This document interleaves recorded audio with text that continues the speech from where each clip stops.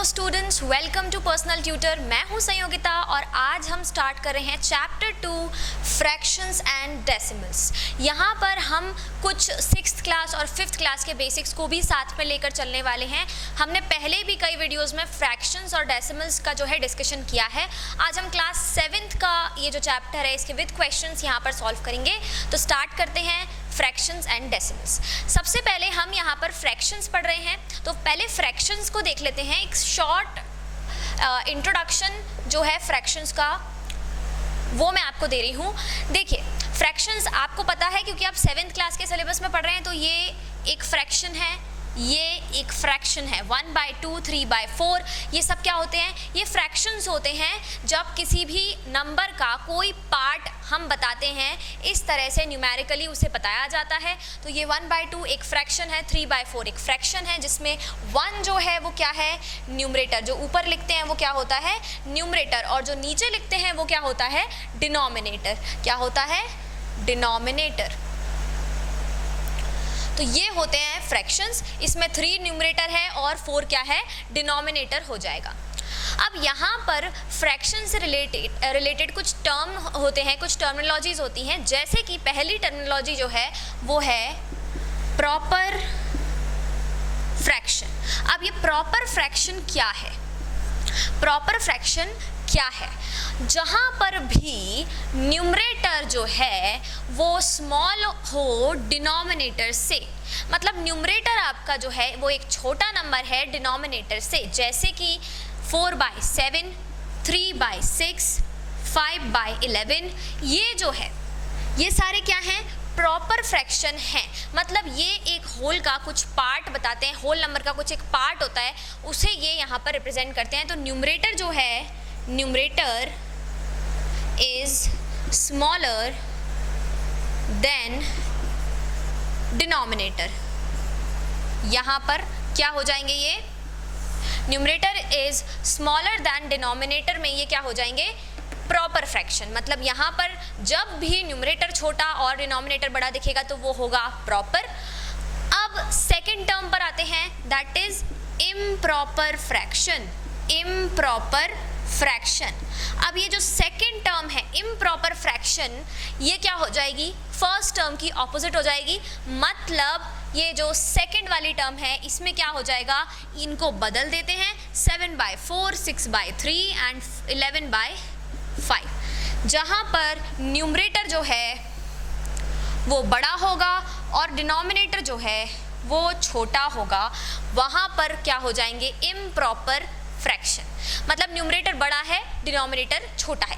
तो ये जो होते हैं इम्प्रॉपर फ्रैक्शन, ये एक होल नंबर और उसके साथ में एक part of the whole number दोनों को ही रिप्रेजेंट करते हैं। जैसे एक एग्जाम्पल देखते हैं यहाँ पर कैसे ऐसा होगा।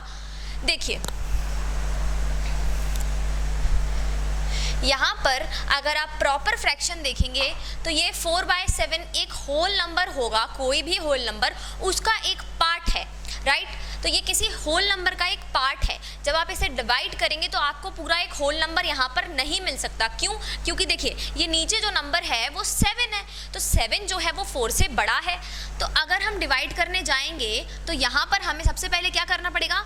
डेसिमल पॉइंट लगाना पड़ेगा, तब जाके ये डिवाइड हो पाएगा। और जहाँ पॉइंट लग गया तो वो होल नंबर है ही नहीं। यहाँ पर होल नंबर कब आएगा? जब नीचे छोटा नंबर और ऊपर बड़ा नंबर हो। मतलब ऊपर न्यूमरेटर जो है वो बड़ा हो, डिनोमिनेटर छोटा हो। तो चलिए 4/7 का डिवाइड करते हैं। तो ये हो गया 4 1 4 माइनस ये आ गया 3। अब यहाँ पर अगर आप देखेंगे तो 1 एक क्या है? होल नंबर है और साथ में रिमाइंडर भी है 3। तो इसे हम कैसे डिनोट करते हैं? 1 होल 3/4। इसे हम इस तरह से लिखते हैं। 1 मतलब ये जो हमारा होल नंबर आया, मतलब जो पूरा नंबर आया वो डिनोमिनेटर में 4 था तो 4 का 4 रहेगा, 7/4 का 4। और जो रिमाइंडर आया वो हम लिखेंगे ऊपर। तो ये जो इस फॉर्म में लिखा जाता है, जब किसी इम्प्रॉपर फ्रैक्शन को इस फॉर्मेट में लिखा जाता है डिवीजन करने के बाद, तो हम इस फॉर्मेट को क्या बोलते हैं? इस फॉर्मेट को हम बोलते हैं मिक्स्ड फ्रैक्शन। क्या बोलते हैं?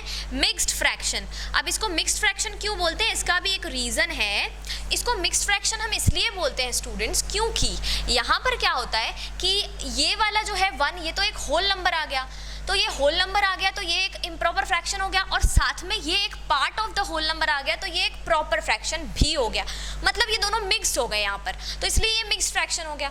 तो मतलब इम्प्रॉपर फ्रैक्शन और मिक्स्ड फ्रैक्शन बात बराबर ही है, बस उनको लिखने का तरीका जो है वो अलग अलग है। 7/4 इज इक्वल्स टू 1 होल 3/4, ये दोनों तरीके से आप लिख सकते हैं यहाँ पर। जब आपको मिक्स्ड फ्रैक्शन से इम्प्रॉपर फ्रैक्शन बनाना होगा तब क्या करेंगे, चलिए देखते हैं। जब हमें मिक्स्ड फ्रैक्शन से, ये है 1, ये है 3 और ये है 4, 1 होल 3/4, ये मिक्स्ड फ्रैक्शन था। अब हमें इससे एक इम्प्रॉपर फ्रैक्शन बनाना है। इम्प्रॉपर फ्रैक्शन बनाने के लिए यहाँ होल नंबर जो है और जो डिनोमिनेटर है उन दोनों का हम क्या कर देंगे, मल्टीप्लाई कर देंगे। तो इन दोनों का मल्टीप्लाई करेंगे, क्या आ जाएगा, 4 × 1, 4 1 ज़ा 4, तो ये आ गया 4, और इसमें फिर इनका जो भी मल्टीप्लिकेशन होगा उसमें हम ऐड कर देंगे न्यूमरेटर को। तो हमारा मल्टीप्लिकेशन आया था 4, हम उसमें 3 को ऐड कर देंगे तो ये बन गया 7, और यहाँ ये ऊपर न्यूमरेटर में 7 और नीचे हमारा डिनोमिनेटर चेंज नहीं होगा, 4 का 4 ही रहेगा। तो जब आप मिक्स्ड से इम्प्रॉपर में चेंज करेंगे तो ऐसे करेंगे, और जब आप प्रॉपर से डिवीजन करेंगे तो आप उसे मिक्स्ड में चेंज कर सकते हैं। तो आप दोनों तरह से लिख सकते हैं, जैसे आपसे पूछा जाए उस तरह से इसको लिखेंगे। ये थे कुछ बेसिक्स। अगर इन बेसिक जो इंट्रोडक्शन थे, वैसे तो ये 5th में थोड़ा बहुत और 6th में भी थोड़ा बहुत हमने पढ़ा है। अगर इसमें आपको कोई भी डाउट्स हैं तो आप उन्हें अभी के अभी कमेंट्स में पोस्ट कर दीजिए, क्योंकि अब हम बढ़ेंगे आगे, और आगे हम क्या करने वाले हैं, एक्सरसाइज सॉल्व करने वाले हैं, और उसके पहले जो कुछ एग्जाम्पल्स हैं उनको सॉल्व करेंगे, उनको देखेंगे। तो चलिए स्टार्ट करते हैं चैप्टर 2 फ्रैक्शंस एंड डेसिमल्स। अब यहाँ पर चैप्टर 2 में आपका जो है example number 1, page number 29 CBSE का कर रहे हैं हम यहाँ पर, तो एग्जाम्पल नंबर 1 लिखा हुआ है। तो चलिए एग्जाम्पल 1 सॉल्व करेंगे। एग्जाम्पल 1, क्वेश्चन हमारे पास क्या है, राइट 5 इक्विवेलेंट फ्रैक्शन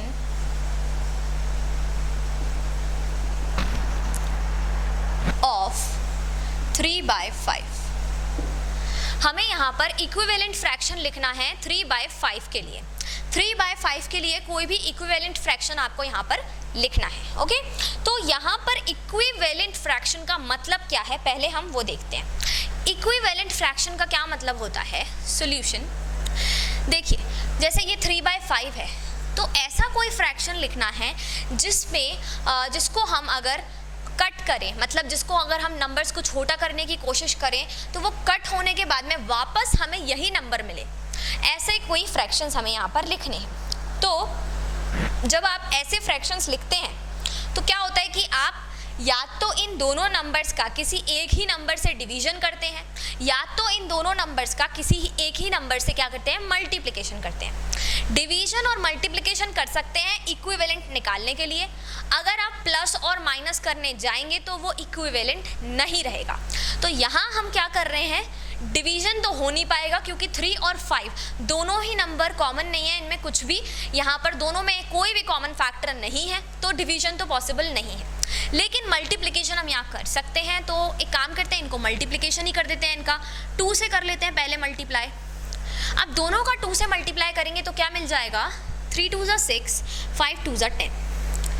अब देखिए 6/10 हमें मिल गया। 6/10 एक इक्विवेलेंट फ्रैक्शन है किसका, 3/5 का। ये हम कैसे कह सकते हैं कि अगर हम 6/10 को शॉर्ट सिंपलेस्ट फॉर्म में कन्वर्ट करने की कोशिश करें तो हम इसे कट करेंगे। कट करेंगे किससे, इसे हम कट करेंगे 2 से। तो 2 3 ज़ा 6 एंड 2 5 ज़ा 10। हमें वापस से क्या मिल जाएगा, 3/5 मिल जाएगा। मतलब एक्चुअली में लिखा ये उतना ही पार्ट है, बस हमने बड़े नंबर्स में इसको लिख दिया। तो ये क्या हो गया, 6/10 इसका इक्विवेलेंट फ्रैक्शन। ये तो था न्यूमेरिकली एक न्यूमेरिकल अंडरस्टैंडिंग की कैसे इक्विवेलेंट फ्रैक्शन निकालते हैं। अब इसका प्रैक्टिकल अप्रोच देखते हैं कि ये कैसे काम करता है। चलिए, ये मैंने यहाँ पर एक मान लेते हैं, ये एक पिज्ज़ा है। इस पिज्ज़ा में है 4 स्लाइस, इसके हमने क्या कर दिए, 4 स्लाइस कर दिए इस पिज्ज़ा के। अब ये है हमारा स्लाइस नंबर 1, ये है slice number 2, slice number 3 and slice number 4। अब मुझे अगर सिर्फ इस स्लाइस को, स्लाइस नंबर 1 को न्यूमेरिकली शो करना है तो मैं कैसे शो करूंगी इसे न्यूमेरिकली? हम लिख देंगे 1/4, सिंपल, कि 4 पार्ट्स हैं टोटल और 1 है ऊपर, तो 1 out of 4 parts. So 1 out of 4 हमने यहाँ पर लिख दिया न्यूमेरिकली। अब क्या हुआ कि हमें इसका इक्विवेलेंट फ्रैक्शन लिखना है। तो इक्विवेलेंट फ्रैक्शन मैंने अभी बताया, या तो किसी एक नंबर का मल्टीप्लाई कर दीजिए या तो किसी एक नंबर का डिवीजन कर दीजिए। यहाँ पर डिवीजन पॉसिबल नहीं है अगेन, क्योंकि 1 और 4 दोनों में कोई भी कॉमन नंबर, कॉमन फैक्टर नहीं है। तो यहाँ हम करेंगे मल्टीप्लिकेशन 2 का कर देते हैं, सबसे छोटे नंबर का। अब ये 2 का मल्टीप्लिकेशन जब होगा तो हमारे पास आएगा क्या, 2/8। अब ये कैसे पता चलेगा कि ये दोनों इक्विवेलेंट हैं? न्यूमेरिकली तो ठीक है, हमने देख लिया, पर एक्चुअली प्रैक्टिकली अगर आप प्रैक्टिकल अप्रोच से सोचें तो कैसे ऐसा हो सकता है कि भाई ये इसके इक्वल हो गया, ये दोनों नंबर्स अलग हैं, ये दोनों नंबर्स अलग हैं। तो देखते हैं कैसे इक्विवेलेंट होता है। ये सेम पिज्ज़ा है जिसको हमने 1/4 किया था, राइट? इसको अभी हम यहाँ जो शेड किया था उसको हम हटा रहे हैं और इनकी नंबरिंग हटा रहे हैं। ये सेम पिज्ज़ा है। अब हमने क्या किया, इस पिज्ज़ा के 8 पार्ट्स कर लेते हैं। 4 की जगह पे क्या करेंगे, 8 पार्ट्स कर लेते हैं। तो ये हो गए इस पिज्ज़ा के 8 पार्ट्स। अब हमें क्या शो करना है, 2 आउट ऑफ 8, मतलब हमें 2 पार्ट शो करना है आउट ऑफ 8 पार्ट्स, राइट? 2/8, तो 1 2, तो ये 2 पार्ट्स हमने यहाँ पर शो कर दिए। अब अगर आप ध्यान से देखें तो ये वही पिज्ज़ा है और ये उतना ही पार्ट शेड हुआ जितना पहले हुआ था। मतलब अगर हम सेम पिज्ज़ा के 4 पार्ट करते हैं, 4 पार्ट्स करते हैं, तो 1 पार्ट इतना ही आता है। और उसी पिज्ज़ा के अगर हम 8 इक्वल पार्ट्स कर देते हैं तो 2 पार्ट्स भी इतने ही होंगे। मतलब आप या तो 1/4 लिख दें या तो आप 2/8 कर दें, जो आपको पिज्ज़ा का जितना बड़ा स्लाइस मिलेगा वो इक्वल ही रहेगा। तो 1/4 से भी, 2/8 से भी। इसका एक और इक्विवेलेंट निकाल के देख लेते हैं। 1/4 का 3/3 से करके देखते हैं। 3/3, 3/3 से करेंगे तो यहाँ हमें मिलेगा 3 और यहाँ हमें मिलेगा 12। अब हमें क्या करना है, इस पिज्ज़ा के हमें करने हैं 12 स्लाइसेस। चलिए, इस पिज्ज़ा के 12 स्लाइसेस करते हैं। इसको हम, जो शेडेड पार्ट था, इसको हम हटा लेंगे यहाँ पर और थोड़ा सा अंदर हमें चेंजेस करने पड़ेंगे क्योंकि इक्वल 12 स्लाइसेस करना है। पहले हम इसे बीच में से काट देते हैं, फिर हम इस तरह से काट देते हैं और फिर हम इस तरह से काट देते हैं। अब ये कितने स्लाइसेस हो गए? 1 2 3 4 5 6 7 8 9 10 11 12। मान लेते हैं कि ये इक्वली स्लाइसेस कटे हुए हैं, थोड़े से बड़े ज़्यादा हो रहे हैं, बट लेट्स सपोज कि ये इक्वल साइज के स्लाइसेस हैं, क्योंकि यहाँ स्केल नहीं है तो अब स्केल से हम अगर करेंगे तो इक्वल भी आ जाएगा।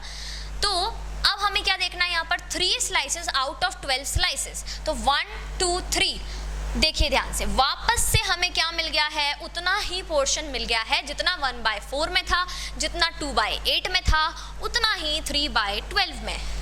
तो इस तरह से इक्विवेलेंट फ्रैक्शंस जो होते हैं वो वर्क करते हैं। जब आपने किसी एक चीज़ के बहुत सारे पार्ट्स कर रखे हैं तो आपको इक्विवेलेंट बताने के लिए ऊपर भी न्यूमरेटर भी चेंज करना पड़ेगा, क्योंकि denominator is the number of parts, कि टोटल कितने पार्ट्स हैं वो हमें डिनोमिनेटर बताता है। जैसे ये 12 हमें बता रहा है कि 12 पार्ट्स हैं, 4 हमें बता रहा था कि 4 पार्ट्स हैं, और ऊपर वाला हमें बताता है कि हम कितने पार्ट्स की बात कर रहे हैं, हम कितने पोर्शन की बात कर रहे हैं, तो वो हमें ये नंबर बताता है। तो इसलिए जब ये नंबर बड़ा होता है तो ये नंबर भी उतने ही टाइम्स बड़ा हो जाता है। तो आई होप कि आप ये चीज़ समझ चुके होंगे कि उतने ही टाइम्स बड़ा हो जाता है, इसलिए हम उसे कहते हैं इक्विवेलेंट फ्रैक्शन। तो इस तरह से जो है ये इक्विवेलेंट फ्रैक्शन वर्क करते हैं। तो आपको क्या करना है, अब अगर डिवीजन करेंगे ना इसमें तो भी इक्वली वैसा ही वर्क करेगा जैसा मल्टीप्लिकेशन में कर रहा है। बस इतना डिफरेंस है कि डिवीजन में काफ़ी थोड़े आपको बड़े नंबर्स दिए होंगे, जैसे कि मल्टीप्लिकेशन में आपको छोटे नंबर्स दिए होते हैं, तो डिवीजन में थोड़े से नंबर्स आपके बड़े रहेंगे। तो ये तो हो गया एक इक्विवेलेंट फ्रैक्शन। इसका दूसरा निकाल लेते हैं 3/5 मल्टीप्लाइड बाय 3/3। दोनों में 3 का कर सकते हैं, 3 3 = 9 एंड 5 3 = 15। ये दूसरा इक्विवेलेंट फ्रैक्शन आ गया। अब हम इसमें 4 का कर लेते हैं, 4/4। तो ये हो गया 3 4 = 12 एंड 5 4 = 20, ये तीसरा। इसके बाद 5 का कर लेते हैं, 3/5 इंटू 5/5, तो ये हो गया 15/25। 3/5, 6 का कर लेते हैं, 6/6, तो ये हो गया 18/30। तो इस तरह से जो है ये सारे फ्रैक्शंस वर्क करते हैं। तो ये आपका जो रहेगा वो इक्विवेलेंट फ्रैक्शंस का रहेगा। इसको आप नोट कर सकते हैं, पॉज करके यहाँ पर वीडियो को आप इसे नोट कर सकते हैं। इसको अब और ज़्यादा एक्सप्लेन करने की मुझे नहीं लगता कि कोई ज़रूरत है, आप बहुत अच्छे से समझ गए होंगे। फिर भी अगर आपके माइंड में कोई डाउट्स हैं स्टूडेंट्स, तो उन्हें कमेंट्स में ज़रूर पोस्ट कीजिए। चलिए चलेंगे अब नेक्स्ट क्या है हमारा यहाँ पर, एग्जाम्पल नंबर 2। ओके, यहाँ पर इसे भी रब कर देते हैं। एग्जाम्पल नंबर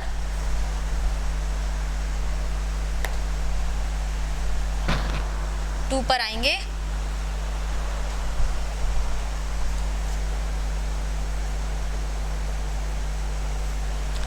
एग्जाम्पल नंबर 2 में क्या है, Ramesh solved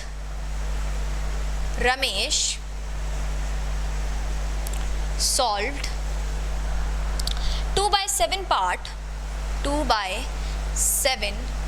part of an exercise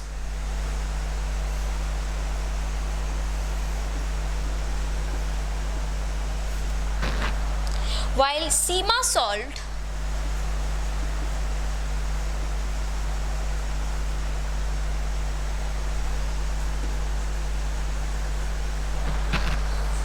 4/5 of it.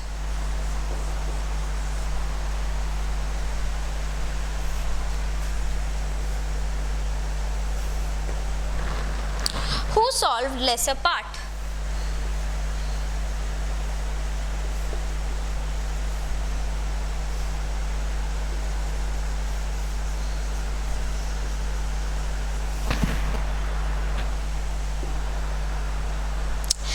देखिए क्वेश्चन में क्या दिया हुआ है कि Ramesh solved 2/7 part of an exercise. मतलब एक कोई एक्सरसाइज थी जिसका रमेश ने 2/7 पार्ट जो था उसे सॉल्व कर दिया। And Seema solve 4/5 of it. और सीमा ने कितना सॉल्व किया, 4/5 पार्ट उसका सॉल्व किया। Who solve lesser part. तो हमें बताना है कि भाई किसने कम पार्ट सॉल्व किया। अब इसे बताने के लिए आपको क्या करना पड़ेगा, आपको कन्वर्ट करना पड़ेगा। मतलब कंपैरिजन यहाँ पर नहीं कर सकते आप। क्यों नहीं कर सकते, देखिए ये है 2/7 और ये है 4/5। दोनों के न्यूमरेटर डिनोमिनेटर दोनों ही अलग हैं। अब अगर हमें कंपैरिजन करना है किसी भी चीज़ का, तो हम कैसे उसे कंपेयर करें जब वो चीज़ फ्रैक्शन में दी हुई है। इसके लिए पहले इसका थोड़ा सा पीछे का बैकग्राउंड बेसिक देखेंगे, फिर हम क्वेश्चन में आएंगे। फिर से सेम एग्जाम्पल ले रहे हैं पिज्ज़ा वाला। ये पिज्ज़ा वाला एग्जाम्पल ले लेते हैं। इसके मैं कर रही हूँ इस बार 6 स्लाइसेस, थोड़े चलिए 8 स्लाइसेस कर लेते हैं। अब मैं आपको यहाँ पर एक साइड पर बोल रही हूँ 2/4 और दूसरी साइड पर मैं आपको बोल रही हूँ 4/6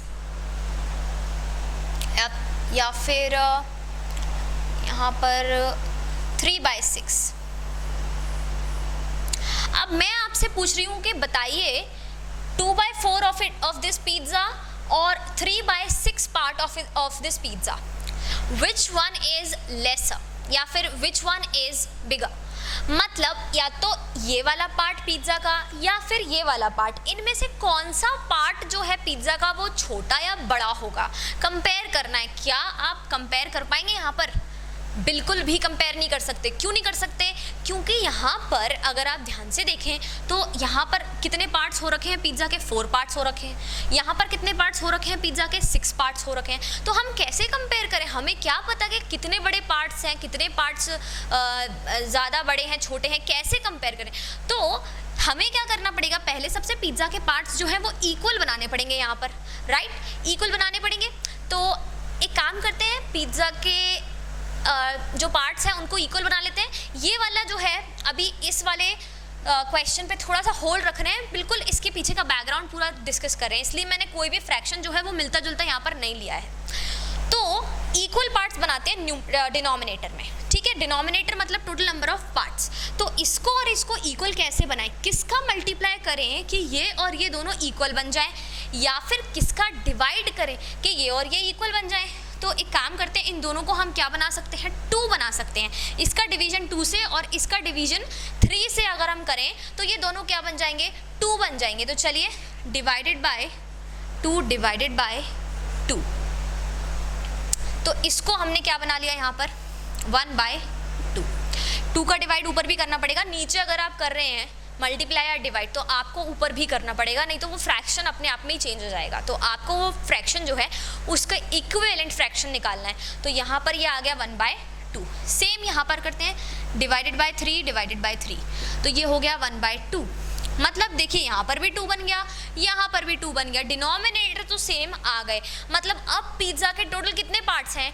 2 पार्ट्स हैं। तो इसको हटा देते हैं और इसको हटा देते हैं। अब पिज़्ज़ा के टोटल कितने पार्ट्स हैं? 2 पार्ट्स हैं। और कंपेयर करना है कि ये वाला पार्ट ज़्यादा है कि ये वाला पार्ट ज़्यादा है। तो ये भी क्या लिखा है? 1, और ये भी 1 लिखा है। मतलब दोनों ही फ्रैक्शन में 1 आउट ऑफ 2 पार्ट्स की बात हो रही थी। जो बात छुपी हुई थी, ये छुपी हुई बात थी 3/6 और 2/4। और जब हमने इक्विवेलेंट किया दोनों को तो हमें मिल गई एक कॉमन चीज़ कि भाई ये तो दोनों एक ही बात कर रहे हैं, दोनों एक ही पार्ट की बात कर रहे हैं, 2 में से एक पार्ट की दोनों बात कर रहे हैं। मतलब ये दोनों फ्रैक्शन 3/6 और 2/4, ये दोनों फ्रैक्शन कैसे हो गए? दोनों फ्रैक्शन हो गए इक्वल। इनमें से कोई भी छोटा या कोई भी बड़ा है ही नहीं। दोनों फ्रैक्शन कैसे हैं? इक्वल है। अब अगर न्यूमरेटर में हमें यहाँ पर 2 और यहाँ पर 3 मिल जाता तो फिर हम कह सकते थे कि भाई ये वाला फ्रैक्शन इससे बड़ा है, मतलब ये वाला पार्ट जो है ये ज़्यादा पोर्शन की बात कर रहा है। लेकिन यहाँ हमें न्यूमरेटर सेम मिल गया है तो हमें यहाँ पर इक्वल लिखना है। ऐसे ही एक एक्सरसाइज थी, जैसे ये पिज़्ज़ा था वैसे ही एक एक्सरसाइज थी जो रमेश और सीमा ने सॉल्व की। कुछ पार्ट उसका रमेश ने सॉल्व किया, कुछ पार्ट उस एक्सरसाइज का सीमा ने सॉल्व किया। अब जो दोनों पार्ट्स हैं वो हमें काफ़ी अलग अलग फ्रैक्शन में दिए हुए हैं, तो हम क्या करेंगे? इन पार्ट्स को इक्वल फ्रैक्शन में, इक्विवेलेंट फ्रैक्शन में, जिनका डिनोमिनेटर जो हो सेम हो, उसमें कन्वर्ट करेंगे। देखिए आपके बुक में भी जो स्टेटमेंट लिखा है वो ऐसे ही लिखा है कि in order to find who solve lesser part of the exercise let us compare converting them to like fractions we have. अब इन्हें लाइक फ्रैक्शंस कहते हैं हम टर्मिनोलॉजी में, कि जो अभी हमने किया वो लाइक फ्रैक्शंस है। तो हम क्या कर रहे हैं? Converting the given fractions into like fractions. In fractions को हम क्या कर रहे हैं? लाइक फ्रैक्शंस में कन्वर्ट कर रहे हैं। तो यहाँ पर 7 और 5 नीचे दिया हुआ है, 2/7 और 4/5 मल्टीप्लाई 7 का किस में मल्टीप्लाई कर देंगे हम? ये नीचे वाले में 5 में, और 5 का मल्टीप्लाई 7 में, क्योंकि 7 मल्टीप्लाइड बाय 5 करो या फिर 5 मल्टीप्लाइड बाय 7 आपको मिलेगा क्या? 35, जो कि नीचे डिनोमिनेटर दोनों का क्या कर देगा? सेम कर देगा। तो हम इसके डिनोमिनेटर का मल्टीप्लाई इससे करेंगे पूरे फ्रैक्शन से, और इसके डिनोमिनेटर का मल्टीप्लाई इस पूरे फ्रैक्शन से करेंगे। हम ऐसा क्यों कर रहे हैं? क्योंकि यहाँ पर हमें एक भी चीज़ कॉमन नहीं दिख रही है। 4 और 5 दोनों में ना तो किसी का हम मल्टीप्लाई या डिवाइड करेंगे तो हमें कॉमन नहीं मिल रहा है। जैसे हमने वहाँ पर पिज़्ज़ा वाले क्वेश्चन में हमने एक का 2 से डिवाइड कर दिया, एक का 3 से डिवाइड कर दिया, ऐसा यहाँ नहीं हो पा रहा है। तो इसमें कुछ सोचने की ज़रूरत नहीं है, आपको सिर्फ ये देखना है कि डिनोमिनेटर क्या है, इसके डिनोमिनेटर का इसके साथ और इसके डिनोमिनेटर का इसके साथ हम डिवीजन कर देंगे। तो ये हो गया 5/5 और ये हो गया 7/7। बिना सोचे आप ये लिख दीजिए। और अब हम मल्टीप्लाई करेंगे 10/35 एंड 28 10/35। तो यहाँ पर भी इन्होंने यही किया है कि भाई 10/35 और 28/35 आगे, क्योंकि अब हमें क्लियरली दिख रहा है कि भाई 10 जो है वो 28 से क्या है, कम है, और नीचे डिनोमिनेटर सेम हो गया है, तो अब हम न्यूमरेटर को कंपेयर कर सकते हैं। सो 10/35 इज लेस देन 28/35। अब इनके ओरिजिनल लिखेंगे जहां से ये आए। 10/35 किससे आया था, 2/7 से आया था, तो ये आ गया 2/7। और 28/35 किससे आया था, 4/5 से आया था, तो ये आ गया 4/5। तो ये दोनों यहाँ आ गए। अब हमें क्या करना है, बस ये हो गया। 2/7 किसका था, रमेश का था। रमेश ने कम पार्ट सॉल्व किया और सीमा ने ज़्यादा पार्ट सॉल्व किया, तो देयरफॉर हम लिख देंगे हमारा आंसर, देयरफॉर रमेश सॉल्व्ड, हमसे लेसर पूछा था, लेसर पार्ट देन सीमा। ये आ गया हमारा यहाँ पर आंसर। तो ये क्वेश्चन थोड़ा कॉम्प्लिकेटेड ज़रूर था, लेकिन इसमें बहुत सारे कॉन्सेप्ट्स थे जो आपके यहाँ पर क्लियर हो गए होंगे। एक्सरसाइज करने पर आपको बिल्कुल भी प्रॉब्लम नहीं आएगी, बिल्कुल भी कंफ्यूजन नहीं होगा, क्योंकि यहाँ कुछ कॉन्सेप्ट्स क्लियर होते जा रहे हैं हमारे एग्जाम्पल्स के साथ साथ। चलिए, अब इसके आगे के जो एग्जाम्पल्स हैं वो हम सॉल्व करेंगे आगे के वीडियोज़ में। मिलते हैं अच्छे नए एग्जाम्पल्स और नए क्वेश्चंस के साथ, तब तक के लिए thank you and good bye.